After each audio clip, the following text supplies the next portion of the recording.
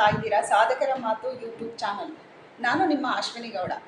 I hope ಎಲ್ಲರೂ ಚೆನ್ನಾಗಿದ್ದೀರಾ ಅಂತ ಅಂದ್ಕೊಂಡಿದ್ದೀನಿ. ನಾನು ಕೂಡ ತುಂಬ ಸೂಪರ್ ಆಗಿದ್ದೀನಿ. ಲಾಸ್ಟ್ ಎಪಿಸೋಡ್ ಸಾಧಕರ ಮಾತಿನಲ್ಲಿ ಸರಂಗಿ ಕಾಲೇಜ್ನ ನಮ್ಮ ಶ್ರೀಧರ್ ಸರ್ ಅವರ ಅನುಭವದ ಕಥೆಗಳನ್ನ ಹೇಳ್ಕೊಂಡ್ರು. ನಮ್ಮ ದಾವಣಗೆರೆ ಯಾವುದಕ್ಕೂ ಕಡಿಮೆ ಅಲ್ಲ, ವಿದ್ಯಾಪೀಠದಲ್ಲೂ ಹಾಗೆ ಇದೆ.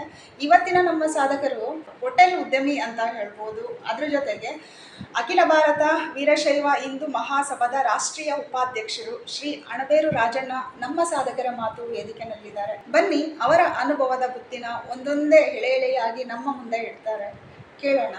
ನಮಸ್ಕಾರ ಸರ್. ನಮಸ್ತೆ. ಸಾಧಕರ ಮಾತು ಕಾರ್ಯಕ್ರಮಕ್ಕೆ ಸ್ವಾಗತ ಸರ್. Thank you. ಹೇಗಿದ್ದೀರಾ ಸರ್? ಚೆನ್ನಾಗಿದೆ ಸರ್, ನಿಮ್ಮ ಬಾಲ್ಯದಿಂದ ಆರಂಭ ಮಾಡೋಣ ಸರ್. ಹೆಸರಲ್ಲೇ ಅಣಬೇರು ಅಂತ ಊರಿದೆ, ಯಾವ ಊರು ಅಂತ ಕೇಳಲ್ಲ. ನಿಮ್ಮ ಬಾಲ್ಯ ಹೇಗಿತ್ತು ಸರ್? ನಾನು ಹುಟ್ಟಿದ್ದು ಅಣಬೇರು ಗ್ರಾಮದಲ್ಲಿ. ನಮ್ಮ ತಂದೆ ತಾಯಿ ಹೆಸರು ನಿಂಗಪ್ಪ, ತಾಯಿ ಹೆಸರು ರೇವಮ್ಮ. ನಾವು ಒಟ್ಟು ಕುಟುಂಬ ನಮ್ಮದೆಲ್ಲ. ಅದರಲ್ಲಿ ನಮ್ಮ ತಂದೆಗೆ ನಾನು 5ನೇ ಮಗ. ನನ್ನ ವಿದ್ಯಾಭ್ಯಾಸ ಎಲ್ಲ ನಮ್ಮ ಹಳ್ಳಿನಲ್ಲೇ. ಆಮೇಲೆ ಹೈಸ್ಕೂಲ್ ಎಲ್ಲ ದಾವಣಗೆರೆಯಲ್ಲಿ, ಕಾಲೇಜು DRM ಕಾಲೇಜಿನಲ್ಲಿ PUC, ಆಮೇಲೆ ಮೈಸೂರು ಮಾರಲ್ಸ್ ಕಾಲೇಜಿನಲ್ಲಿ BA ಮಾಡಿದೆ. ಇದು ನನ್ನ ವಿದ್ಯಾಭ್ಯಾಸ. ವಿದ್ಯಾಭ್ಯಾಸ ಮಾಡಿಬಿಟ್ಟು ನೌಕರಿ ಹೋಗೋದು, ಜಾಬ್ಗೆ ಹೋಗೋದು ನನಗೆ ಓದ್ತಾ ಇರುವಾಗಲೇ ಇಷ್ಟ ಇರಲಿಲ್ಲ. ನನ್ನ ಸ್ವಂತ ಉದ್ಯೋಗದ ಬಗ್ಗೆ ಭಾಳ ಒಲವು. ನಾನು ಓದ್ತಾ ಇರುವಾಗಲೇ ಮನೆಯಲ್ಲಿ ನಾವು ದೊಡ್ಡ ಜಮೀನ್ದಾರ್, 3 ಎಕರೆ ಜಮೀನ್ದಾರ್. ನನಗೆ ವ್ಯವಸಾಯದಲ್ಲಿ ಭಾಳ ಆಸಕ್ತಿ ಇಲ್ಲ. ಮನೆಯಲ್ಲಿ 50ರಿಂದ 100 ದನಗಳು, ಎತ್ತುಗಳು, ಕುಟುಂಬ ಒಳ್ಳೆ. ಆಗಿಂದೆಲ್ಲ ಹಿಂದೆ ತಿರುಗಿ ನೋಡಿದರೆ ಅದೊಂದು ದೊಡ್ಡ ಭಾಳ ಸಂತೋಷ ತರುತ್ತೆ ಈಗಲೂ ನಮಗೆ. ಹಳ್ಳಿ ಜೀವನ. ಭಾಳ ಜನ ಓದಿ ಕೆಲಸಕ್ಕೆ ಹೋಗೋದು, ನೌಕರಿ ಮಾಡೋದು, ಯೋಚನೆ ಮಾಡ್ತಾರೆ. ನಮಗೆ ಅದು ತದ್ವಿರುದ್ಧ. ನಾನು ಸ್ವಂತ ಉದ್ಯೋಗ, ಅದು 100 ರೂಪಾಯಲ್ಲಿ 1,000 ಇರಲಿ, 1 ಲಕ್ಷ ಇರಲಿ, ಸ್ವಂತ ದುಡ್ಡು. ಜಾಬ್ಗೋಸ್ಕರ ಓದ್ಬಾರ್ದು. ಯಾಕಂದರೆ ಇವಾಗ ಪ್ರತಿಯೊಂದು ಕೆಲಸದಲ್ಲಿ ದುಡ್ಡಿದೆ. ವ್ಯವಸಾಯದಲ್ಲೂ ಕೋಟಿಗಟ್ಟಲೆ ದುಡ್ಡಿದೆ. ನಾವು ಇವಾಗೆಲ್ಲ ಹೊಸ ತಂತ್ರಜ್ಞಾನಗಳು ಬಂದ ಮೇಲೆ ವ್ಯವಸಾಯದಲ್ಲಿ ಭಾಳ ಉಂಟು. ತಂತ್ರಜ್ಞಾನಗಳು ಮತ್ತು ವಿಜ್ಞಾನಿಗಳು ಪ್ರಗತಿ ಕೂಡ ಕಂಡಿದೆ. ಅದು ಕಡಿಮೆ ಜಮೀನಿನಲ್ಲಿ ಹೆಚ್ಚಿನ ಆದಾಯ ಬರೋವಂಥದ್ದು, ಹೆಚ್ಚಿಗೆ ಬೆಲೆ ಬಾಳೋಂಥ ಬೆಳೆಯುವಂಥದ್ದು, ಅದನ್ನೆಲ್ಲ ಪ್ರತಿನಿತ್ಯ ನಾವು ನೋಡ್ತೀವಿ. ನಾನು ಓದಿ ಆದಮೇಲೆ ನಮ್ಮ ಆಯ್ಕೆ, ನಮ್ಮ ತಂದೆ, ನಮ್ಮ ಅಣ್ಣ ಅವರೆಲ್ಲ ಸೇರಿ ವ್ಯಾಪಾರ ಅನುಕೂಲ ಆಯಿತು. ನಾವು ಫಸ್ಟು ದಲಾಳಿಯಲ್ಲಿ ಸ್ಟಾರ್ಟ್ ಮಾಡಿದ್ವಿ ದಾವಣಗೆರೆ. ಅದಾದಮೇಲೆ ಖರೀದಿ ಅಂಗಡಿ ಮಾಡಿದ್ವಿ. ಅದಾದಮೇಲೆ ರೈಸ್ ಮಿಲ್ಲು ಮಾಡಿದ್ವಿ. ಲಾರಿಗಳನ್ನು ಇಟ್ಟಿದ್ವಿ. ಒಟ್ಟು ಕುಟುಂಬ ಎಲ್ಲರೂ ಕೆಲಸ ಮಾಡೋದು. ಹಿಂಗಾಗಿ ಎಲ್ಲರೂ ಕೆಲಸ ಮಾಡೋದ್ರಿಂದ ಹೆಚ್ಚಿನ ಹಣ ಸಂಪಾದನೆ ಆಗ್ತಾ ಬಂತು. ಆಮೇಲೆ ಒಂದು ರೈಸ್ ಮಿಲ್ ಮಾಡಿದ್ವಿ. ಬೆಂಗಳೂರಿನಲ್ಲಿ ಅಂಗಡಿ ಮಾಡಿದ್ವಿ. ಆಮೇಲೆ 85ನೇ ಇಸ್ವಿಗೆ ಎಲ್ಲ ಬೆಳೆದಾದ್ಮೇಲೆ ಅವ್ರ ಮಕ್ಕಳೆಲ್ಲ ದೊಡ್ಡದಾದ್ಮೇಲೆ ನಮ್ಮ ಪಾರ್ಟೇಷನ್ ಮಾಡ್ಕೊಂಡ್ವಿ. ನಾವು ಮತ್ತೆ ವ್ಯಾಪಾರ ಮಾಡಿ ಬಂತು. ಅವ್ರಿಗೆಲ್ಲ ವ್ಯಾಪಾರದಷ್ಟು ಐಡಿಯಾ ಇರೋದ್ರಿಂದ ವ್ಯವಸಾಯ ಅಂತಂದರೆ ರೈಸ್ ಮಿಲ್. ಈ ಹೋಟೆಲ್ ಲೈನಿಗೆ ಅವಾಗ ಬಿಸ್ನೆಸ್ಸು ಎಲ್ಲ ಡೆವಲಪ್ ಆದಮೇಲೆ 85ನೇ ಇಸ್ವಿಗೆ ಹೋಟೆಲ್ ಮಾಡೋಕ್ಕೂ ಒಂದು ಕಾರಣ ಇದೆ. ನಾನು ತಮಿಳ್ನಾಡಿಗೆ ಹೋಗಿದ್ದೆ. ನಾನು ಖರೀದಿ ಮಾಡುವ ಆ ಕಡೆ ಅಕ್ಕಿ, ಭತ್ತ ಎಲ್ಲ ಭಾಳ ಕಳಿಸ್ತಾ ಇದ್ದೆ. ನಾನು ತಮಿಳ್ನಾಡಲ್ಲಿ ಒಂದು ಹೋಟೆಲ್ನಲ್ಲಿ ಉಳಿದಿದ್ದೆ, ದಿಂಡಿಗಲ್ಲ. ಸುಮಾರಲ್ಲಿ 1 ವಾರ ಇರೋವತ್ತು ಬಂತು. ದಿಂಡಿಗಲ್ನಲ್ಲಿ ಹೋಟೆಲ್ ಯಾವುದು ಅಂದ್ರೆ ಅದು ಒಬ್ಬ ಉಡುಪಿ ಬ್ರಾಹ್ಮಣರದು. ತುಂಬ ಚೆನ್ನಾಗಿರೋದು ಅಲ್ಲಿ ಇಡ್ಲಿ ವಡೆ ಭಾಳ ಚೆನ್ನಾಗಿರುತ್ತೆ. ತಮಿಳ್ನಾಡಿನಾಗ ನೀವು ಯಾವುದೇ ಹೋಟ್ಲಿಗೆ ಹೋದ್ರೂ ಇಡ್ಲಿ ವಡೆ ತುಂಬ ಈಗಲೂ ಚೆನ್ನಾಗಿರುತ್ತೆ. ಹಾಗೆ ಅವ್ರನ್ನ ಪರಿಚಯ ಆಯ್ತು. 1 ವಾರ ಆತಲ್ಲಿ ಹೋಟೆಲ್ದಂದು ಪರಿಚಯ ಆಯ್ತು. ಹೋಟೆಲ್ ಈಗ ನಾವು ಮಾಡ್ತಾ ಇದ್ದದ್ದು ವ್ಯಾಪಾರ ಎಲ್ಲ ಕ್ರೆಡಿಟು ಕಳಿಸ್ಬೇಕು, ಅವ್ನು ದುಡ್ಡು ಬಂದಾಗ ಇಸ್ಕೋಬೇಕು, ಈ ಥರ ಎಲ್ಲ ಇತ್ತು. ಇದೆಲ್ಲ ಹೋಟೆಲ್ದು ನೋಡ್ತಾ ಇದ್ದು 1 ವಾರ ಕ್ಯಾಶ್ ಬಿಸ್ನೆಸ್. ಅವನು ತಿಂದಾದ್ಮೇಲೆ ದುಡ್ಡು ಕೊಟ್ಟು ಹೋಗಿರ್ಬೇಕು. ಸಿನಿಮಾ ನೋಡೋದು ದುಡ್ಡು ಕೊಟ್ಟೆ ಒಳಗೆ ಹೋಗು. ಸುಮ್ಮನೆ ನನಗೊಂದು ಧೈರ್ಯ ಉಳಿತು. ಹಾಂ ಸರ್. ಅವನ ಹತ್ರ ಕನ್ಸಲ್ಟ್ ಮಾಡಿದೆ. ಅವನು ಮಾಡ್ಬೋದ್ರಿ, ದಾವಣಗೆರೆ ಒಳ್ಳೆ ಪ್ಲೇಸು, ಹಾಂ ನನಗೆ ಚೆನ್ನಾಗಿ ಗೊತ್ತು, ನಮ್ಮ ಮಳಿಯ ಮಾವ ಅದಾರ, ಏನನ್ನ ಎಲ್ಲ ಹೇಳಿದೆ ಅವನ. ಹಾಂ ಮತ್ತು ವಾರಗಟ್ಟಲೆ ಇರೋದು ಭಾಳ ಆತ್ಮೀಯ ಅದ. ಮತ್ತು ಹಾಂ ಸರಿ ನಾನು ಸುಮ್ಮನೆ ಒಂದು ನಂಬರ್ ಇಟ್ಕೊಂಡು ದಾವಣಗೆರೆಗೆ ಬಂದೆ. ಹಾಂ ಸರ್. ಬಂದಾದಮೇಲೆ ನಾನು ಹಳೆ ಸಿರಿಗೆರೆ ಹಾಟ್ಲಲ್ಲೇ ನಮ್ಮ ಅಂಗಡಿ ಹೋಟ್ಲು ನಾನು ಓದಿದ್ದು ಎಲ್ಲ ನಮ್ಮ ಸಮಾಜದ್ದು ಅದು. ಅಲ್ಲಿ ನಾನು ಓದಿದ್ದು ಮತ್ತು ಅಲ್ಲಿ ಅಂಗಡಿ ಮಾಡಿದ್ದು, ಹೋಟ್ಲು ಮಾಡಿದ್ದು ಅಲ್ಲಿ. ಹಾಂ ಸರ್. ಹೋಟ್ಲು ಮಾಡೋಕ್ಕೂ ಒಂದು ಕಾರಣ, ಎರಡನೇ ಕಾರಣ ಅಲ್ಲಿ ಜಾಗ ಖಾಲಿ ಇದ್ದಿತ್ತು. 2 ವರ್ಷ ಖಾಲಿ ಇದ್ದಿತ್ತು. ಹಾಂ ಸರ್. ಯಾರು ಬಾಡಿಗೆಗೆ ಬರಲಿಲ್ಲ. ಓಕೆ. ನನ್ನ ತಲೆಗೆ ಇದಿತ್ತಲ್ಲ ಹಾಂ ಹೋಟೆಲ್ನಲ್ಲಿ, ಹಾಂ ಅವನಿಗೆ ಫೋನ್ ಮಾಡಿದಾಗ, ಹಾಂ ನೋಡಿ ಹಿಂಗೆ ಒಂದು ಖಾಲಿ ಜಾಗ ಇದೆ, ನೀವು ಬಂದು ಸೇರೋದ ಹೋಟೆಲ್ ಮಾಡೋಣ. ಹಾಂ ಇಲ್ಲ ನಾನು ಬರೋಲ್ಲ, ಬೇಕಾದ್ರೆ ನಮ್ಮ ಕಡೆಯವರು ಆದಾಗ ನಿಮಗೆ ಕಳಿಸ್ಕೊಡ್ತೀನಿ.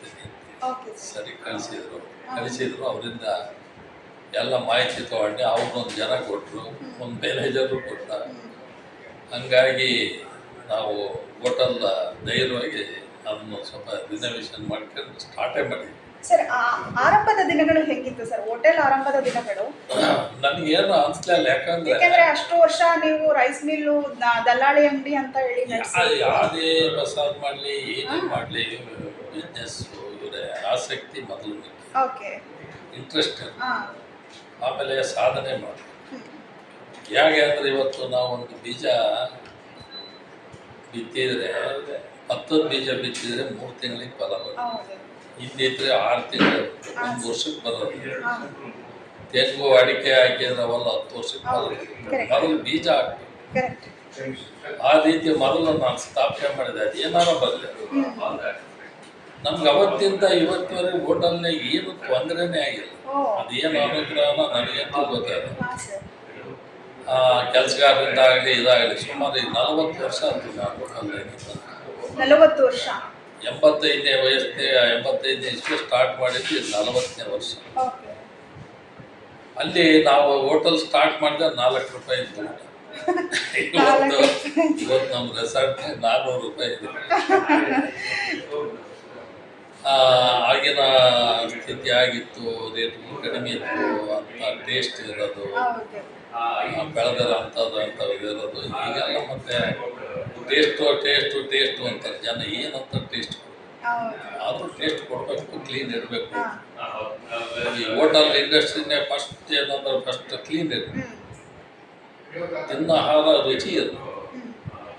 ಆ ರೀತಿ ಇದ್ರೆ ಬಂದೇ ಬಂದು ಅದು ಚೆನ್ನಾಗಿ ಗೊತ್ತಿರ್ತದೆ. ನಾನು ಯಾವಾಗ ಮೊದಲು ನಾನೇ ಕ್ಲೀನ್ ಆ ರೀತಿಯಲ್ಲಿ ಮೇಂಟೈನ್ ಮಾಡಿದ್ರೆ ಸಕ್ಸಸ್ ಆಗ್ತಾ ಅಂತ ಬಂತು.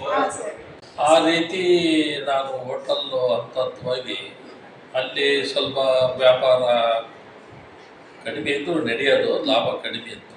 ಹೊರಗಡೆ ಯಾಕೆ ಹೋಗ್ಬಾರ್ದು ಅಂತ ಏನೋ ಅಲ್ಲಿ ಸ್ವಲ್ಪ ಏನೋ ನಮಗೆಲ್ಲ ಗೊಂದಲ ಆಯಿತು ಕೆಲವರಿಂದ. ಅಲ್ಲಿ ಸ್ವಲ್ಪ ಏನೋ ಗೊಂದಲ ಆಯಿತು ಅಂತೇಳಿ ನೋಡೋಣ ಹೊರಗಡೆ ಹೋಗ್ಬೇಡ ಅಂತೇಳಿ ಧೈರ್ಯ ಮಾಡಿ ಒಂದು ಹೊರಗಡೆ ಒಂದು ಹೋಟ್ಲು, ಅದು ಅವ್ರು ಲಾಸ್ ಆಗಿದ್ರು. ಸಾಮಾನ್ಯವಾಗಿ ಹೋಟೆಲ್ ಲಾಸ್ ಆಗಿರೋದು, ವ್ಯಾಪಾರ ಲಾಸ್ ಆಗಿರೋದು, ಯಾರೋ ಉರ್ಲಕ್ಕೆ ಸತ್ತರ ಮನೆಗೆ ಬಾಡಿಗೆ ಹೋಗಲ್ಲ. ಲಾಸ್ ಆಗಿದ್ದ ಜನಕ್ಕೆ ಯಾವನು ಬರಲ್ಲ. ಆದರೂ ನಾನು ಹೋಗಿ ಅಲ್ಲಿ ಸಕ್ಸಸ್ ಮಾಡಿದ್ವಿ. ಅಲ್ಲಿಂದ 2ನೇ ಹೋಟ್ಲು ಸಕ್ಸಸ್ ಮಾಡಿದ್ವಿ. 2009ರಲ್ಲಿ ಮತ್ತೆ ಹೊಸ ಹೋಟೆಲ್ ಇನ್ನೊಂದು ಮಾಡಿ ಸಕ್ಸಸ್ ಮಾಡಿದ್ವಿ. 2014ರಲ್ಲಿ ರೆಸಾರ್ಟ್ ಮಾಡಿ ಸಕ್ಸಸ್ ಮಾಡಿದ್ವಿ. ನೆಕ್ಸ್ಟ್ ಈಗ ಹೋಮ್ ಸ್ಟೇ ಮಾಡ್ತೀವಿ. ಇನ್ನೊಂದು ತಿಂಗಳಲ್ಲಿ ಓಪನ್ ಆಗುತ್ತೆ ಹೋಮ್ ಸ್ಟೇ. ಇಲ್ಲಿಂದ 3 ಕಿಲೋಮೀಟರ್ ದೂರ ಇದೆ. ತೋಟ, ಅದು 7 ಎಕರೆ ತೋಟ. ಅಲ್ಲಿ 6 ರೂಮ್ ಮಾಡಿದ್ದೀವಿ, ಒಂದು ಕಿಚನ್ನು, ಡೈನಿಂಗ್ ಎಲ್ಲ ಮಾಡಿದ್ದೀವಿ. ಎಲ್ಲ ಕಂಪ್ಲೀಟ್ ಆಗ್ತಾ ಇದೆ. ಇನ್ನೊಂದು ತಿಂಗಳು 2 ತಿಂಗಳಲ್ಲಿ ಓಪನ್ ಮಾಡ್ತೀವಿ. ಇದು ಹೋಟೆಲ್ ಲೈನ್ನಲ್ಲಿ. ಅದ್ರ ಜೊತೆಗೆ ವ್ಯವಸಾಯನೂ ಮಾಡ್ತಾ, ಊರಲ್ಲಿ ಜಮೀನಿದೆ, ವ್ಯವಸಾಯನೂ ಮಾಡ್ತಾ, ಇದನ್ನು ಮಾಡ್ತಾ, ಸಮಾಜ ಸೇವೆನೂ ಮಾಡ್ತಾ, ಈ ಥರ ನಾವು ಬೆಳವಣಿಗೆ ಮಾಡ್ತಾ ಬಂದಿದ್ದೀವಿ. ಈಗ ನನಗೆ 80 ವರ್ಷ. ಈಗ ನನಗೆ ಹೆಂಡತಿ ಇದ್ದಾರೆ, 2 ಜನ ಗಂಡು ಮಕ್ಕಳು. ಒಬ್ಬರು ಡಾಕ್ಟ್ರು, ಒಬ್ಬರು ನಮ್ಮ ಹೋಟೆಲ್ ಲೈನ್ ಹೇಳಿದ್ದಾರೆ. ಮಗನ ಮಗ ಅವನು ಇಂಗ್ಲೆಂಡ್ನಲ್ಲಿ MBA ಮಾಡಿ ಕೆಲಸದಾಗಿದ್ದಾರೆ. ಬರ್ತಾರೆ ಅವರು ಹೋಟೆಲ್ ಲೈನ್ ಬಿಸ್ನೆಸ್. ಇನ್ನೊಬ್ಬ ಮೊಮ್ಮಗ ಡಾಕ್ಟ್ರು ಓದ್ತಾರೆ. ಎಲ್ಲ ಚೆನ್ನಾಗಿದ್ದೀವಿ, ನೆಮ್ಮದಿಯಾಗಿದ್ದೀವಿ. ಯಾವಾಗಲೂ ಪರಮಾತ್ಮ ಪ್ರತಿಯೊಬ್ಬರಿಗೂ ಎಲ್ಲ ಕೊಟ್ಟು ಕಳಿಸಿರ್ತಾನೆ ನಾವು. ಹಾಂ ಸರ್. ನಮಗೆ ನೋಡಿ ಗಾಳಿ, ಬೆಳಕು, ನೀರು, ಭೂಮಿ ಎಲ್ಲ ಕೊಟ್ಟಿದ್ದಾನೆ. ನಾವೇ ಕೊಟ್ಕೊಂಡಿದ್ದೀವಿ ಅದು. ಇಲ್ಲ ಸರ್, ಇಲ್ಲ. ಅದನ್ನು ಬಳಕೆ ಮಾಡಿ ಹಾಂ ಸರ್. ಒಳ್ಳೆ ಮಾರ್ಗದಲ್ಲಿ ಬಳಕೆ ಮಾಡ್ಕೊಂಡು ಹೋದರೆ ಭಾಳ ಜನ ಎಲ್ಲ ದುಡ್ಡು ಇಟ್ಕೊಂಡೇ ಮಾಡೋಕ್ಕೆ ಓಡಾಡ್ತಾರೆ. ಹಾಂ ಸರ್. ಅದು ತಪ್ಪು. ದುಡ್ಡೆಲ್ಲ ನನಗೇನು ಮಾಡೋಕ್ಕಾಗಲ್ಲ. ಹಾಂ ಸರ್. ಮಾಡೋರೇ ದುಡ್ಡು ಕೊಡ್ತಾರೆ ಜನ. ಹೌದು. ಎಲ್ಲ ಕಾಲದಾಗ ಹೋದಾರೆ, ಅವಾಗ ಹೋದರೆ ಇಲ್ಲಿ ಹೋದರೆ ಮುಂದೆ ಇರುತ್ತೆ. ಹಾಂ ಸರ್. ಈಗೆಲ್ಲ ಬ್ಯಾಂಕುಗಳು ಅದ. ಅಂದರೆ ನಾವು ಗುಡ್ ವಿಲ್ಲಜ್ ಹಾಂ. ಅದು ಮೇಂಟೈನ್ ಮಾಡೋದು, ಕೊಡೋದು, ತಗೊಳೋದು, ಓಕೆ. ವ್ಯವಹಾರ ನೀಟ್ ಇದ್ದರೆ ಬಂದೇ ಬರ್ತದೆ. ಅದನ್ನು ನಾನು ವ್ಯಾಪಾರದಿಂದನೂ ರೂಢಿಸ್ಕೊಂಡಿದ್ದೇನೆ, ಅದನ್ನೆಲ್ಲ ಒಂದು ಶಿಸ್ತು. ಅದಕ್ಕೆ ನಮ್ಮಲ್ಲಿ ಸುಮಾರು 130-140 ಜನ ಕೆಲಸಗಾರರಿದ್ದಾರೆ. ಅವ್ರಿಗೆ ಕರೆಕ್ಟ್ ಪೇಮೆಂಟ್ಗಳು ಕರೆಕ್ಟ್ ಟೈಮಿಗೆ ಕೊಡ್ತೀವಿ, ಕರೆಕ್ಟ್ ಟೈಮಿಗೆ ಸಂಬಳ ಕೊಡ್ತೀವಿ. ಅವರಿಗೆ ಏನಾದರೂ ಕೊಡ್ತೀವಿ. ಹೀಗಾಗಿ ಎಲ್ಲದು ಚೆನ್ನಾಗಿ ನಡೆಸ್ತಾರೆ. ನಾನು ಎಲ್ಲ ಅವ್ರಿಗೆ ಒಂದು ನಂಬಿ ಕೆಲಸ ಮಾಡಿಸ್ತೀನಿ. ನಂಬಿಕೆ ಜಾಸ್ತಿ ಇದೆ. ಅವನಿಗೆ ನಮ್ಮಲ್ಲಿ ಇರೋಕ್ಕೆ ಇಷ್ಟ ಇಲ್ಲ, ನಮ್ಮಿಂದ ತೊಂದರೆ ಅಂತ ಹೋಗ್ಬೋದು. ಸಾಮಾನ್ಯ ಹೋಗಲ್ಲ. ಇಲ್ಲಿ ಬಂದವರು ಯಾರು ಸಾಮಾನ್ಯವಾಗಿ ಹೋಗಲ್ಲ. 95% ಹೋಗಲ್ಲ. 5%. ಈ ಥರ ನಾವು ಜೀವನ ರೂಢಿಸಿ ಬಂದಿದ್ದೀವಿ. ಮುಂದೆ ನಮ್ಮ ಮಕ್ಕಳು ಮೊಮ್ಮಕ್ಕಳು ಹಾಗೇ ಅದಾರೆ. ನಮ್ಮದು ನಾನು ರಾಜಕೀಯಕ್ಕೆ ಹೋಗಿಲ್ಲ. ಯಾಕೆ ಸರ್ ಇಷ್ಟೆಲ್ಲ? ನನಗೆ ಎಲ್ಲ ಅಲ್ಲಿ ಹೋದರೆ ಬೆಳಗಿಂದ ರಾತ್ರಿ ತನಕ ವಿಭೂತಿ ಹೆಚ್ಚಿನ ಬರೀ ಸುಳ್ಳು ಹೇಳೋದು. ಸುಳ್ಳು ಹೇಳ್ತಾರೆ. ಸುಳ್ಳು ಹೇಳ್ತಾರೆ ಅಂದ್ರೆ ಅವ್ರು ಹೇಳಲೇಬೇಕು. ಅದು ಹೇಳ್ದಂಗೆಲ್ಲ ಸರ್ಕಾರದಾಗ ನಡೆಯಲ್ಲ. ಇಲ್ಲಿ ಆಶ್ವಾಸನೆ ಏನೋ ಅದಾವ ಭಾಳ ಇದೆ. ಮತ್ತೆ ದುಡ್ಡು ಮಾಡೋಕ್ಕೆ ಹೋಗ್ತಾರೆ. ಇಲ್ಲಿ ಏನೋ ಒಂದು 2 ಕೋಟಿ ಖರ್ಚು ಮಾಡ್ಕೊಂಡು 10 ಕೋಟಿ ದುಡ್ಡು ಮಾಡೋಕ್ಕೆ ಹೋಗ್ತಾರೆ. ಎಲ್ಲರೂ ಅಲ್ಲ, ಕೆಲವು. ನನಗೆ ಅದು ಯಾವುದೂ ಇಷ್ಟ ಆಗಲ್ಲ. ಇಲ್ಲೇ ಸಾಕಷ್ಟು ಮಾಡ್ಬೋದು. ನಾನೇನು MLA ಆಗಿಲ್ಲ, ಮಂತ್ರಿ ಆಗಿಲ್ಲ, ಏನೂ ಆಗಿಲ್ಲ. ನಾವು ಒಬ್ಬ MLA ಮಂತ್ರಿಗಿಂತ ಹೆಸರು ಪಡೀವಿ ಸಮಾಜ ಸೇವೆಯಲ್ಲಿ. ಇನ್ನೊಬ್ರಿಗೆ ಒಳ್ಳೇದು ಮಾಡೋದೇ ಸೇವೆ. ಇನ್ನೊಬ್ರಿಗೆ ಒಳ್ಳೇದು ಮಾಡೋದು ಸರ್. ಇದು ಒಳ್ಳೇದು ಮಾಡೋದಾಗಲು ಕೆಡಕ್ಕೆ ಮಾಡೋದು. ಅಂದ್ರೆ ನೀವು ರಾಜಕೀಯದಿಂದ ದೂರ ಇದ್ದು ನಿಮ್ಮತನನ ನೀವು ಕಳ್ಕೊಳ್ಳದೆ ಬದುಕ್ತಾ ಇರೋದ್ರಿಂದ ಮೇ ಬಿ ನಿಮ್ಮನ್ನ ಜನ ಇಷ್ಟು ಪ್ರೀತಿಸ್ತಾ ಇರೋದು, ಗೌರವಿಸ್ತಾ ಇರೋದು ಇರ್ಬೋದು. ಅದರಲ್ಲಿ ಅದಾರ ಪ್ರೀತಿಸಲು ಅದಾರ, ಬೈಯರು ಅಲ್ಲ, ಅದಿರುತ್ತೆ ಸರ್. ಈಗ ಸಮಾಜ ಆದಮೇಲೆ ಸಮಾಜದಲ್ಲಿ ಎಲ್ಲರೂ ಒಳ್ಳೆಯವರು ಅದಾರ ಅಂತ ಹೇಳಕ್ ಬರಲ್ಲ, ಕೆಟ್ಟವರು ಇರ್ತಾರೆ. ಈಗ ಏನಾಗಿದೆ, ಒಳ್ಳೇದು ಮಾಡಿ ಖುಷಿ ಪಡೋದು ಅದ, ಕೆಟ್ಟದ್ದು ಮಾಡಿನೂ ಖುಷಿ ಪಡೋದು. ನನಗೆ ಮಿತ್ರರಿಗಿಂತ ಶತ್ರುಗಳು ಜಾಸ್ತಿ ಇದ್ದಾರೆ. ಈಗ 10 ಜನ ಸತ್ತೋಗ್ಯಾರ, ಇನ್ನೊಂದು 10 ಜನ ವ್ಯಾಪಿಯಾಗಿದ್ದಾರೆ. ಈಗ ಹೊಸಬ್ರು ಹುಟ್ಟಿಗಿರ್ತಾರೆ. ಯಾವಾಗ ಒಬ್ಬ ಮನುಷ್ಯ ಮೇಲೆ ಬರ್ಬೇಕು ಅಂದ್ರೆ ಭಾಳ ಜನ ಹೇಳ್ತಾರೆ, ಮನೆಯಲ್ಲಿ ಹೇಳ್ತೀವಿ ಒಬ್ಬ ಹೆಣ್ಮಗಳು ಏನಾರ ಹೇಳ್ತಾರೆ. ನಾನು ಅದನ್ನು ಹೇಳೋದು, ಬಲವಾದ ಶತ್ರು ಇರ್ಬೇಕು. ನನಗೆ ಬಲವಾದ ಶತ್ರುಗಳಿದ್ರೆ ಮೇಲೆ ಬರ್ಬೋದು. ಅಂದ್ರೆ ಅವನಲ್ಲಿ ಆ ಛಲ ಇರಬೇಕು. ಯಾರಿಗೆ ಅವ್ರು ಏನು ಮಾಡಲ್ಲ. ನಾನು ನೋಡಿದ್ದೀವಿ ನನ್ನ ಅನುಭವದಲ್ಲಿ. ಈ ಬದುಕು ಮಾಡ್ಗ ಮುಂದೆ ಯಾರು ಏನು ಮಾಡಲ್ಲ. ನ್ಯಾಯಯುತವಾಗಿ ದುಡಿದು ಜೀವನ ಮಾಡೋರಿಗೆ ಯಾರು ಏನು ಮಾಡಲ್ಲ. ಅದಕ್ಕೆ ಅವ್ರು ದೇವರೇ ಇರ್ತಾನೆ. ಅವ್ರೇ ಅದಕ್ಕೆ ದೇವ್ರ ಗುಡಿಗೆ ಹೋಗಿ ಪೂಜೆ ಮಾಡ್ಬೇಕು ಅಂತ ಏನಲ್ಲ. ದೇವರು ನಮ್ಮಲ್ಲೇ ನಾವು ಅದನ್ನು ಮಾಡಿದರೆ ಸಾಕು. ಅದನ್ನು ಯಾರನ್ನ ಮೆಚ್ಚಕ್ಕೆ ಯಾವುದೋ ಇದಕ್ಕೆ ಮಾಡೋ ಅಂತ ಬದುಕಲ್ಲ. ಸರ್, ನೀವು ನಾನು ನೋಡಿರೋ ಹಂಗೆ ಸ್ವಲ್ಪ ಜಾಸ್ತಿ ಮಠಾಧೀಶರ ಜೊತೆ ಕಾಣಿಸ್ಕೊಳ್ತೀರಾ ಸರ್? ಇದೆ. ಮಠಾಧೀಶರಿಗೆ ಯಾಕೆ ಕಾಣಿಸಿತ್ತು ಅಂದರೆ, ಮಠಗಳಿಂದ ಸಾವಿರಾರು ವರ್ಷಗಳಿಂದ ಸಮಾಜಕ್ಕೆ ಭಾಳ ದೊಡ್ಡ ಕೊಡುಗೆ. ಅದು ಅನ್ನದಾಸೋಹ, ಜ್ಞಾನದಾಸೋಹ, ಆಮೇಲೆ ಮಾರ್ಗದರ್ಶನ, ಹಿಂದೆಲ್ಲ ಅಂತಾರೆ ಇದ್ರು ಎಲ್ಲ ಸ್ವಾಮಿಗಳು. ಪವಾಡ ಪುರುಷರಿದ್ರು ಭಾಳ. ಅಂಥದ್ದು ನಮ್ಮ ಸಮಾಜದಲ್ಲಿ ಮುಂಚೆಯಿಂದನೂ ಇದೆ. ಅದಕ್ಕೇನು ಪವಾಡ ಪುರುಷರಂದ್ರೆ ಅದಕ್ಕೆ ಕಾವಿ ಬಟ್ಟೆ ಹಾಕ್ಯಂದ್ರೆ ಪವಾಡ ಪುರುಷರಲ್ಲ, ಅಂಥವ್ರು ಅದಾರೆ. ಈಗ ಸಿದ್ದೇಶ್ವರ ಸ್ವಾಮಿಗಳು ಕಾವಿ ಬಟ್ಟೆ ಹಾಕ್ಯಂದ್ರು. ಅವರು ದೊಡ್ಡ ಜಮೀನ್ದಾರ್, 300 ಎಕರೆ ಜಮೀನ್ದಾರು, ಶ್ರೀಮಂತರಿದ್ರು. ಬಿಟ್ಟು ಆಧ್ಯಾತ್ಮದಕ್ಕೆ ಬಂದರು. ಈಗ ಪ್ರಪಂಚದಲ್ಲಿ ಯಾರು ಮಠಾಧೀಶರದ್ದು ಕಂಪ್ಲೀಟ್ ಮಾಡ್ತಾರೆ. ಹೌದು ಹಾಂ ಸರ್. ಮಠಾಧೀಶರದ್ದು ಈಗಲೂ ಇದೆ, ಕೆಲವಾರು ಮಠಗಳು ಒಳ್ಳೆ ಮಠಗಳು ಅದಾವೆ, ಕೆಟ್ಟು ಆಗಿದಾವೆ. ಅಂದರೆ ಮಠಗಳು ಅದಾವೆ, ಹತ್ತಿ ಇದೆ, ಅಲ್ಲಿರೋದು ನೆಟ್ಟಗಿಲ್ಲ. ಈಗ ಹೊಸ ಬಸ್ ಇದೆ, ಬಿಡೋನ್ ಸರಿ ಇರ್ಬೇಕಾ, 40 ಜನ ಒಳ್ಳೆ ಕುತ್ಕೊಂಡ್ರು ಬಿಡೋನ್ ನೆಟ್ಟ ಇರ್ಬೇಕು. Correct sir. ಆ ಥರ ಆ ಪೀಠದಾಗ ಕುತ್ಕೊಂಡವ್ರು ಸರಿ ಇರ್ಬೇಕು. ಪೀಠದಾಗ ಕುತ್ಕೊಂಡವ್ರು ಸರಿ ಇಲ್ಲ ಅಂದರೆ ಸ್ವಲ್ಪ ಕಷ್ಟ ಆಗುತ್ತೆ ಸಮಾಜಕ್ಕೆ. ಹಿಂದೂ ಮಹಾಸಭಾದ ರಾಷ್ಟ್ರೀಯ ಉಪಾಧ್ಯಕ್ಷರಾಗ್ತೀರಾ ಸರ್, ಅದ್ರ ಬಗ್ಗೆ ಒಂದಷ್ಟು ಮಾತುಗಳು. ಈಗ ಶಾಮನೂರು ಶಿವಶಂಕರಪ್ಪರಿಗಿಂತ ಮುಂಚೆ ಭೀಮಣ್ಣ ಖಂಡ್ರೆ ಅಂತ ಇದ್ರು. ಹೌದು. ಅದು ಸುಮಾರು 120 ವರ್ಷದ ಸಂಸ್ಥೆ. ಅವರು ಕಟ್ಟಿ ಬೆಳೆಸಿದ್ರು. ಅವ್ರಿಗೂ 106 ವರ್ಷ ಇದೆ ಭೀಮಣ್ಣ ಖಂಡ್ರಿಗೆ. ಶಿವಶಂಕರಪ್ಪನಿಗೆ ಈಗ 95 ವರ್ಷ ಆಯಿತು. ಅವರು ಆರೋಗ್ಯ ಇದಾದಮೇಲೆ ಶಿವಶಂಕರಪ್ಪರು ಈಗ 3ನೇ ಬಾರಿಗೆ ಆಗಿದ್ದಾರೆ. ಶಿವಶಂಕರಪ್ಪ ಆದಮೇಲೆ ಅದಕ್ಕೊಂದು ಒಳ್ಳೆಯ ಹೆಸರು ಬಂದಿದೆ. ಅದು ವೀರಶೈವ ಮಹಾಸಭಕ್ಕೆ ಒಂದು ಒಳ್ಳೆಯ ಹೆಸರು. ಅವಾಗ ಈ ಲಿಂಗಾಯತರಲ್ಲಿ ಒಂದು ದೊಡ್ಡ ಉಡಪು ಹುಡ್ತಾರೆ. ಕೆಲವು ಮಠಾಧೀಶರಿಗೂ ಸಮಾಜದ ಮುಖಂಡರಿಗೂ ವೀರಶೈವ ಲಿಂಗಾಯತದ, ವೀರಶೈವನೇ ಬೇರೆ, ಲಿಂಗಾಯತನೇ ಬೇರೆ. ಅದನ್ನು ಶಾಮನೂರು ಶಿವಶಂಕರಪ್ಪರ ಅಧ್ಯಕ್ಷರಾದ ಮೇಲೆ ಅದನ್ನು ವೀರಶೈವ ಲಿಂಗಾಯತರು ಒಂದೇ, ಎರಡು ಬೇರೆ ಬೇರೆ ಅಲ್ಲ. ಹಳ್ಳಿಯಾಗೆ ಕೆಲವರು ವೀರಶೈವ ಅಂತಾರೆ, ಪೇಟೆಯಲ್ಲಿ ಲಿಂಗಾಯತರು ಅಂತಾರೆ, ಈ ಥರ ಇದೆ, ಎರಡು ಒಂದೇ ಅಂತ ಸಾರಿದ್ರು. ಅದು ಈಗ ಅದು ಇವಾಗ ಸ್ವಲ್ಪ ಎಲ್ಲರಿಗೂ ಮನವರಿಕೆ ಆಗಿದೆ. ಇನ್ನೂ ಒಂದಿಷ್ಟು ಆಗಬೇಕಾಗಿದೆ. ಅದು ಮುಂದಿನ ದಿನಗಳಲ್ಲಿ ಒಂದೇ ಸರಿ ಆಗಲ್ಲ, ಅದೇ ಆಗುತ್ತೆ. ಸರ್, ನೀವು ಹೋಟೆಲ್ ಉದ್ಯಮ ಆರಂಭ ಮಾಡಬೇಕು ಅಂತ ಹೇಳಿ ಆರಂಭ ಮಾಡಿದ್ರಿ ಸರ್, ಅಪೂರ್ವ ಅಂತಾನೆ ಇಡಬೇಕು ಅಂತ? ಅದು ನಾನೇನು ಅದು ಇಂಥದ್ದೇ ಹೇಳ್ಬೇಕು ಅಂತ ಏನು ಯೋಚನೆ ಮಾಡ್ತೀನಿ. ನಾನು ಇಲ್ಲಿ ಎಂ ಜಿ ಈಶ್ವರಪ್ಪ ಅಂತ ಸಾಹಿತ್ಯ, ಅವ್ರು ನಮಗೆ ಆತ್ಮೀಯ ಭಾಳ ಸ್ನೇಹಿತರು. ಅವರಿಗೆ ನಾವು ಹೋಟೆಲ್ ಮಾಡ್ತಾ ಇದ್ವಿ, ಒಂದು ಹೆಸರು ಕೊಡ್ರಿ ಇದ್ವಿ. ಅವ್ರು ಒಂದು 25-30 ಕೊಟ್ಟು ಇನ್ನೊಂದು ಇಬ್ಬರಿಗೆ ಹೇಳಿದ್ವಿ. ಆಮೇಲೆ ನಮ್ಗೆ ಯಾಕೆ ಇದೇ ಸರಿ ಅನ್ನಿಸ್ತು, ಏನೋ ಒಂಥರ ಡಿಫ್ರೆಂಟ್ ಆಗಿದೆ ಅಂತ ಹೇಳಿ ಇಟ್ವಿ. ಅದು ಇಷ್ಟು ಮಟ್ಟಕ್ಕೆ ಕ್ಲಿಕ್ ಆಗಿದೆ ಅಂದ್ರೆ ಬಹಳ ಅಪೂರ್ವವಾಗಿ ಕ್ಲಿಕ್ ಆಗಿದೆ. ಅಪೂರ್ವ ರೆಸಾರ್ಟ್ ಬಹಳ ಅಪೂರ್ವವಾಗಿ ಕ್ಲಿಕ್ ಆಗಿದೆ.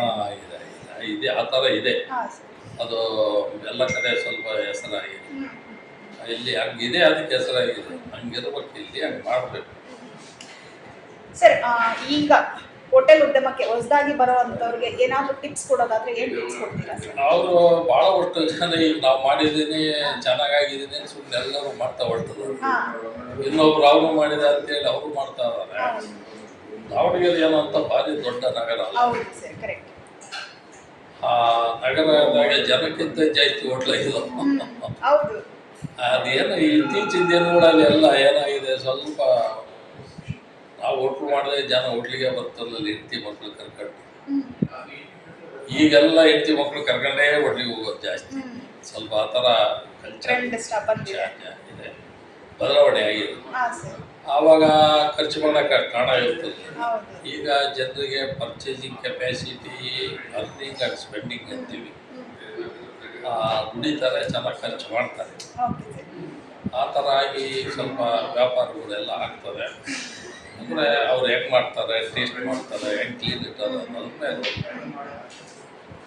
ಈಗ ಮತ್ತೇನು, ಈಗ ಏನೇ ಓದಿದ್ರು ಕೆಲಸಗಳು ಸಿಗಲ್ಲ. ಹಿಂದಿನ ಯುವಕರಿಗೆ ಕೆಲಸಗಳು ಸಿಗಲ್ಲ. ಹಿಂಗಾಗಿ ಏನಾರ ಒಂದು ಉದ್ಯೋಗ ಮಾಡ್ಬೇಕಲ್ಲ, ಮತ್ತು ಅವ್ನು ಹೋಟ್ಲಿಟ್ಟು ಚೆನ್ನಾಗಿದ್ದಾನೆ, ಅದೇ ಚೆನ್ನಾಗಿರ್ಬೋದು ಮಾಡ್ತಾರೆ. ಒಂದು ಅನುಭವ, ಕೊನೆಗೆ ಲಾಭ ಒಂದು ಅನುಭವ ಆಗುತ್ತೆ. ಅದಲ್ಲದೆ ಬೇರೆ ಇನ್ನೊಂದು ಏನಾದರೂ ಮಾಡ್ಬೋದು. ಒಂದು ಫೀಲ್ಡಿಗೆ ಬಂದ ಅಂದರೆ ಇನ್ನೊಂದು ಏನಾದ್ರು ಮಾಡ್ಬೋದು. ಅದು ಕಲಿಸುತ್ತೆ ಪಾಠ ಮನುಷ್ಯನಿಗೆ. ಈಗ ಹಸಿವಾದಾಗ ಗೊತ್ತಾಗೋದು ಅನ್ನದ ಮಹತ್ವ, ಜೇಬಿನ ರೂಪಾಯಿ ಇಲ್ಲಿದ್ರೆ ಗೊತ್ತಾಗೋದು ದುಡ್ಡಿನ ಮಹತ್ವ. ಹಂಗಿದೆ ಮನುಷ್ಯನಿಗೆ ಬುದ್ಧಿ ಓಡಿಸ್ತಾರೆ. ಕೆಲವರು ಎಲ್ಲ ಇದ್ದು ಹಾಳು ಮಾಡ್ಕೊಳ್ತಾರೆ, ಕೆಲವರು ಏನು ಇಲ್ಲದ್ರು ಮೇಲೆ. ಅದು ಧೈರ್ಯ, ಪ್ರಯತ್ನ, ದೂರದೃಷ್ಟಿ ಇಟ್ಕೊಂಡು ವ್ಯವಹಾರ ಮಾಡ್ತಾರೆ. ಸರ್, ನೀವು ದಲ್ಲಾಳಿ ಅಂಗಡಿ ನಡೆಸಿದ್ರಿಂದ ನಂದು ಒಂದು ಪ್ರಶ್ನೆ ಸರ್. ಇವಾಗ ಅಂದರೆ ಭತ್ತದ ಸಂಖ್ಯೆ ಕಡಿಮೆ ಆದಾದ್ಮೇಲೆ ಮೆಕ್ಕೆಜೋಳದ ಬೆಳೆಯೋರು ಕಡಿಮೆ ಆದಮೇಲೆ ಅಂದರೆ ಅಡಿಕೆ ಜಾಸ್ತಿ ಆದಮೇಲೆ ಅಡಿಕೆ ಬೆಳೆಯೋರು ಜಾಸ್ತಿ ಆಗಾದ್ಮೇಲೆ APMC ಮಾರ್ಕೆಟ್ಗೆ ತುಂಬ ಒತ್ತ ಬಿತ್ತು ದಲ್ಲಾಳಿ ಏನಾಗಿದೆ ಏನು ಕಮ್ಮಿ ಆಗಿದೆ ಅನ್ನೋಕ್ಕೆ ಕಮ್ಮಿ ಏನಾಗಿಲ್ಲ ಅದು APMCಗೆ ತಂದು ಅಂಗಡಿ ಮುಂದೆ ಮಾರೋರು ಇವಾಗ ಅಲ್ಲೇ ವ್ಯಾಪಾರ ಆಗುತ್ತೆ ಬಿಲ್ ಇಲ್ಲೇ ಆಗುತ್ತೆ APMCಗೆ ದುಡ್ಡು ಬಂದೇ ಬರುತ್ತೆ ಹಾಂ ಸರ್. ನನಗೇನು ಹಂಗೆ ಕಾಣಿಸಲ್ಲ. ಈಗ ಕಬ್ಬು ಜಾಸ್ತಿ ಬೆಳೆಯೋರು ಅವು ಫ್ಯಾಕ್ಟ್ರಿಗಳಿದ್ವು ಇಲ್ಲಿ ಈಗಿಲ್ಲ. ಈಗ ಅಡಿಕೆ ಎಲ್ಲ ಜಾಸ್ತಿ ಆಗಿದೆ, ಅದು ಒಳ್ಳೆ ಕಮರ್ಷಿಯಲ್ಲು. ಈಗ ಅಡಿಕೆ ಅದು ಕಮರ್ಷಿಯಲ್ ಕ್ರಾಪ್ ಆದ್ದರಿಂದ ರೇಟ್ ಜಾಸ್ತಿ ಇರೋದ್ರಿಂದ ರೈತರು ಎಲ್ಲ ಮಾಡಕ್ಕೆ ಹೊರಟಿದ್ದಾರೆ. ಅದೆಲ್ಲ ಮಾಡಿದರೂ ರೇಟ್ ಜಾಸ್ತಿ ಆಗ್ತಾ ಇದೆ. ಅದು ಯಾವುದಕ್ಕೆ ಹೋಗುತ್ತೆ ಅನ್ನೋ ಅದ್ರ ಮುಂದಿನ ಆಚೆ ಗೊತ್ತಿಲ್ಲ ನನಗೆ. ಬಟ್ ಇದು ಎಲ್ಲ ಕಡೆ ಬೆಳೆಯಂಥದ್ದಲ್ಲ, ಕೆಲವೊಂದು ಏರಿಯಾದಲ್ಲಿ ಅಷ್ಟೇ ಬರುತ್ತೆ ವೆದರ್. ಇದೊಂದು ಎಂಥ ಬೆಲ್ಟ್ ಅಂತೀವಿ ಅದಕ್ಕೆ, ಮಲ್ನಾಡು ಏರಿಯಾ ಇದರಲ್ಲಿ ಬೆಳೀತಾರೆ. ಈಗ ಇದನ್ನೇ ಹೋಗಿ ಬಿಜಾಪುರ ಗುಲ್ಬರ್ಗದಾಗಾದ್ರೆ ಬರಲ್ಲ, ಹಂಗಾಗಿ ಯಥೇಚ್ಛವಾಗಿ ಇಲ್ಲಿ ಬೆಳೀತಾರೆ. ಅಲ್ಲಿ ಬೇರೆ ಬೆಳೀತಾರೆ, ಅದು ಇಲ್ಲಿ ಬರುತ್ತೆ, ಇಲ್ಲಿ ಬೆಳೆಯೋದು ಅಲ್ಲಿ ಹೋಗುತ್ತೆ, ಈ ಥರ ವ್ಯವಹಾರ. ಸರ್, ಒಬ್ಬ ಯಶಸ್ವಿ ಹೋಟೆಲ್ ಉದ್ಯಮಿ ಆಗಬೇಕು ಅಂದರೆ ಯಾವ್ಯಾವ ಟಿಪ್ಸನ್ನು ಫಾಲೋ ಮಾಡಬೇಕು ಸರ್? ಏನಲ್ಲ, ಟೈಮ್ ಕರೆಕ್ಟಾಗಿ ಟೈಮಿಂಗ್ ನಮ್ಮ ಸಮಯ ಉಪಯೋಗ ಮಾಡ್ಕೋಬೇಕು. ದಿವಸದ 24 ಗಂಟೆಯಲ್ಲಿ ನಾವು ಸಮಯನ ಅದಕ್ಕೆ ಎಷ್ಟೆಷ್ಟು ಮಾಡ್ಕೋಬೇಕು ಅಂತ ಮಾಡ್ಕೋಬೇಕು. ಈಗ ಕ್ಲಾಸ್ಗೆ ಹೋದ್ರೆ ಟೈಮ್ ಟೇಬಲ್ ಇವತ್ತು ಒಬ್ಬನೇ ಮೇಷ್ಟ್ರು ಪಾಠ ಹೇಳಲ್ಲ, ಹೆಂಗೆ ಅವ್ರಿಗೆ ಏನಂತಾರೆ ಅದಕ್ಕೆ ಟೈಮ್ ಟೇಬಲ್, ಇವತ್ತು ಇಂಥ ಪಾಠ ನಾಳೆ ಇಂಥ ಪಾಠ, ಹಂಗೆ ನಮ್ಮದು ನಾವು ಆ ಥರ ಹಾಕ್ಕೋಬೇಕು. ಬೆಳಗ್ಗೆ ಎದ್ದು ಇಷ್ಟಿಷ್ಟು ಗಂಟೆ ಇಂಥ ಕೆಲಸಗಳೆಲ್ಲ ಮಾಡಬೇಕು ಅಂತ. ಈಗ ನಾನು ಒಬ್ಬನು ಮಾಡೋಂಥದ್ದಲ್ಲ ಇದು, ನಂದು 2 ಕೈ ಇದೆ, ಇಲ್ಲಿ 300 ಕೈ ಅದಾವೆ. ಹೌದಾ, 150 ಜನ ಅಂದ್ರೆ 300 ಕೈ ಅದು. 300ರಿಂದ 600 ಮಾಡ್ಬೋದು, 600ರಿಂದ 6000. ಈಗ ರಿಲಯನ್ಸ್ ಕಂಪ್ನಿ ಸಾಹುಕಾರ ಒಬ್ಬನೇ, ಅವನು ಕೋಟಿ ಜನಕ್ಕೆ ಕೆಲಸ ಕೊಟ್ಟಿದ್ದಾರೆ, ಕೈ 2. ಹಂಗೆ ಈಗ ಟೆಕ್ನಾಲಜಿ ಭಾಳ ಡೆವಲಪ್ ಆಗಿದೆ, ತಂತ್ರಜ್ಞಾನ ಬಳಕೆ ಮಾಡಿಕೊಂಡು ಕೆಲಸಗಳು ಮಾಡಬೇಕು. ನೀವು ಕಂಡಂತ ದಾವಣಗೆರೆ ಬಗ್ಗೆ ಒಂದಷ್ಟು ಮಾತು ಹೇಳ್ಬೇಕು. ದಾವಣಗೆರೆ ಮುಂಚೆ ನಾನು ಸುಮಾರು ಈಗ 80 ವರ್ಷ ಅಂದ್ರೆ ನಾನು 60 ವರ್ಷದಿಂದ ನೋಡ್ತಾ ಬಂದಿಲ್ಲ. ದಾವಣಗೆರೆ ಆವಾಗ ವ್ಯಾಪಾರಗಳೇ ಬೇರೆ, ಮಿಲ್ಲಿದ್ವು, 5-6 ಬಟ್ಟೆ ಮಿಲ್ಗಳಿದ್ವು, 15,000 ಜನ ಎಲ್ಲ ಕೆಲಸ ಮಾಡೋದು. ಅದು ಎಲ್ಲ ಕಾರ್ಮಿಕರು ಇದರಿಂದ, ಮತ್ತು ಇಲ್ಲಿ ಬೆಳೆ ಹೆಚ್ಚಿಗೆ ಹತ್ತಿ ಬೆಳೆಯೋದ್ರಿಂದ ಆ ಮಿಲ್ಗಳೆಲ್ಲ ಹೋಯ್ತು. ಆಮೇಲೆ ಇದು Davanagere growing area, education centre, business centre, ಮತ್ತು ರೈಲ್ವೆ ಇಲ್ಲೇ ಹೋಗಿದೆ, ಹೈವೇ ಇಲ್ಲೇ ಹೋಗಿದೆ, ಎಲ್ಲ ಥರ ಅನುಕೂಲ ಇದೆ ಮಧ್ಯ ಕರ್ನಾಟಕ. ಹಿಂಗಾಗಿ ಇಲ್ಲಿ ಬೆಳಿಲಿಕ್ಕೆ ಎಲ್ಲ ಸ್ಕೋಪ್ ಇದೆ. ಈಗ ರೈತರಿಗೆ ಬೆಳೆಯಕ್ಕೆ ನೀರಿದೆ, ಓದೋದಕ್ಕೆ ಕಾಲೇಜುಗಳು ಅದಾವೆ, ವ್ಯಾಪಾರ ಮಾಡೋದಕ್ಕೆ ಒಳ್ಳೆ ಜಾಗ ಇದೆ. ಆ ರೀತಿಯಾಗಿ ಭಯಂಕರ ಡೆವಲಪ್ ಅಂತೂ ಆಗ್ತಾ ಇದೆ. ಅಜಗಜಾಂತರ ವ್ಯತ್ಯಾಸ ಇದೆ. ಕಳೆದ 50 ವರ್ಷದಿಂದ ಇಲ್ಲಿವರೆಗೆ ದಾವಣಗೆರೆ ಅಜಗಜಾಂತರ ವ್ಯತ್ಯಾಸ ಇದೆ. ತುಂಬಾ ಅಭಿವೃದ್ಧಿ ಕಂಡಿದೆ, ಆಗ್ತದೆ, ಇನ್ನೂ ಬಹಳಷ್ಟು ಆಗುತ್ತೆ. ಎಲ್ಲ ಸವಲತ್ತು ಇರೋದ್ರಿಂದ ಬೆಳವಣಿಗೆ ಜಾಸ್ತಿ ಆಗುತ್ತೆ. ನೀವು ಹೇಳಿದ್ರಿ ನನಗೆ 80 ವರ್ಷ ಅಂತ ಹೇಳ್ಬಿಟ್ಟು, ಎಷ್ಟು ಹುಮ್ಮಸ್ಸಿದೆ ನಿಮಗೆ, ಎಷ್ಟು ಹೆಂಗೆ ಅಂದರೆ ಆ್ಯಕ್ಟಿವ್ ಆಗಿದ್ದೀರಾ ಸರ್ ಅಂದರೆ 80 ವರ್ಷ ಅನ್ಸೋದೇ ಇಲ್ಲ. ಇದರ ಸೀಕ್ರೆಟ್ ಏನು ಸರ್, ಈ ಹ್ಯಾಪಿನೆಸ್ ಸೀಕ್ರೆಟ್? ಕರೆಕ್ಟು, ಒಳ್ಳೆ ಪ್ರಶ್ನೆ ಅದು. ಸರ್, ಪ್ರತಿಯೊಬ್ಬರು ಈಗ ನೋಡಿ, ಮನುಷ್ಯನಿಗೆ ದುಡ್ಡಿದ್ದಾಗ ಆರೋಗ್ಯ ಇರೋದು, ಆರೋಗ್ಯ ಇದ್ದಾಗ ದುಡ್ಡು ಇರೋಲ್ಲ, ಅವೆರಡು ಇಲ್ದಾಗ ಇವನೇ ಇರೋಲ್ಲ ಅಂತ ನಮ್ಮದು ಸೂಕ್ತಿ. ಅದಕ್ಕೆ ಆರೋಗ್ಯ ದುಡ್ಡೇ ಮುಖ್ಯ ಅಂತಲ್ಲ, ಒಳ್ಳೆ ಮನಸ್ಸಿರೋದು, ಆರೋಗ್ಯಕರವಾದ ಮನಸ್ಸಿರೋದು. ಇದು ಫಿಟ್ನೆಸ್ ಮಂತ್ರನಾ? ಆರೋಗ್ಯಕರವಾದ ಮನಸ್ಸು ಇಟ್ಕೋಬೇಕು, ಇರಲ್ಲ ಅದು, ಅಲ್ಲಿ ಏನೋ ಮಾಡಕ್ಕೆ ಹೊರಡ್ತದೆ ಮನಸ್ಸು, ಚೆನ್ನಾಗಿ ಗೊತ್ತು ನನಗೆ. ಅದಕ್ಕೆ ಎಡೆ ಮಾಡಿಕೊಡ್ದಂಗೆ ನಾವು ಬದುಕಿಟ್ಕೋಬೇಕು. ನಮ್ಮ ಬದುಕು ಯಾವ್ದಾದ ತಕ್ಷಣ ಯಾವ್ದು ಮಾಡ್ಬೇಕು ಅಂತ ನನ್ನ ತಲೆಯಲ್ಲಿ ಒಟ್ಟು ತಲೆ ಖಾಲಿ ಬಿಡ್ಬಾರ್ದು, ತಲೆ ಕೆಲಸ ಕೊಡ್ತಾ ಯಾವ್ದು ಇನ್ನೊಬ್ಬರ ಮೇಲೆ ಹೋಗ್ಲೇಬಾರ್ದು. ನಮಗೆ ಬೇಡವಾದೊಂದು ವಿಚಾರ ಬೇಡ. ಸ್ವಾಮಿ ವಿವೇಕಾನಂದ ಹೇಳ್ದ ಏನಂದ್ರೆ, ಮನೆ ಹೊಳಿಯಾಗಿದ್ರೆ ಕಸ ಹೊಡೆದು ಕ್ಲೀನ್ ಮಾಡು, ಬೇಡವಾದ ಎಸಿ ಇಲ್ಲ ತಿಪ್ಪಿಗೆಸಿ ಮನೆ ಕ್ಲೀನ್ ಇಟ್ಟು, ಬೇಡವಾದಂತ ನಿನ್ನ ತಲೆಯಿಂದ ತಗೋಬಿಟ್ಟು ನಿನ್ನ ತಲೆ ಆರಾಮಿರುತ್ತೆ. ಇಂಥವೆಲ್ಲ ಕೆಲವು ಮಹಾತ್ಮರ ಪುಸ್ತಕಗಳು ನಾವು ಓದ್ತಾ ಇರ್ತೇನೆ, ಭಾಷಣಗಳು ಕೇಳ್ತಾ ಇರ್ತೇನೆ. ನಾನು ಅನೇಕ ಭಾಷಣಗಳಿಗೆ ಹೋಗ್ತೀನಿ. ಅಂಥ ಸಂಪರ್ಕಗಳು ಭಾಳ ಬೆಳೆದಿದೆ. ಜನರ ಮಧ್ಯೆ ಇರಬೇಕು, ಒಳ್ಳೆಯ ಸ್ನೇಹಿತರು ಇರಬೇಕು, ಒಳ್ಳೆಯ ಪುಸ್ತಕಗಳು ಓದಬೇಕು. ಇದರಿಂದ ಬರ್ತದೆ ಸರಿ ಮಾಡೋಕ್ಕೆ ಸಾಧ್ಯ. ಈಗ ತೊಂದರೆ ಎರಡು ಇರುತ್ತೆ, ಒಂದು ಹೊರಗಿಂದ ಬರೋದು, ಒಂದು ನಾವೇ ಮಾಡ್ಕೊಳ್ಳೋದು. ಎರಡೂ ಮಾಡ್ಕೋಬಾರ್ದು. ಹೊರಗಿಂದ ಬರೋದಕ್ಕೆ ಯುವ ಜನತೆಗೆ ಏನಾದರೂ ಒಂದು ಮೆಸೇಜ್ ಕೊಡೋದಾದ್ರೆ ಏನು ಮೆಸೇಜ್? ಯುವ ಜನತೆಗೆ ಸಾಕಷ್ಟು ಅನುಕೂಲ ಇದೆ ಇವಾಗ.